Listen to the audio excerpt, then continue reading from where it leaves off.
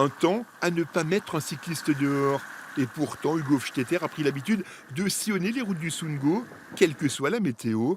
Des séances de 5 heures pour répondre aux exigences du cyclisme professionnel. Cet hiver, il a été vraiment particulièrement rigoureux, on va dire. Donc c'est vrai qu'il y a eu c'était beaucoup de pluie, beaucoup de températures négatives, de la neige et des conditions ouais, vraiment difficiles.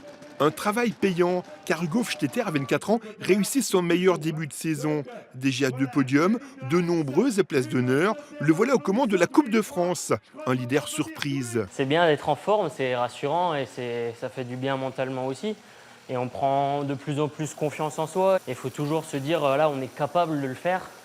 Il faut surtout pas se mettre de limites parce que sinon on n'y arrive pas. Donc je pense que c'est ça que j'ai réussi surtout cet hiver. Sa motivation hivernale, ça a été la reine des classiques.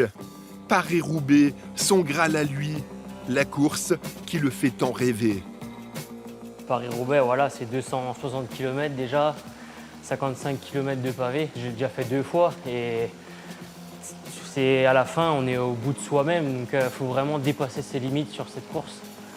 Lui qui a tant préparé Paris-Roubaix n'y participera pas cette année afin de défendre sa position de leader. J'ai décidé de partir un peu sur les Coupes de France à la place des courses qui passent à la télé en ce moment. Et donc à moi de montrer que voilà, je peux être solide encore pendant au moins 2 semaines. Demain, il participera à la Route Adélie en Bretagne et le 8 avril prochain, comme des millions de téléspectateurs, il sera devant sa télé pour suivre Paris-Roubaix sur France 3.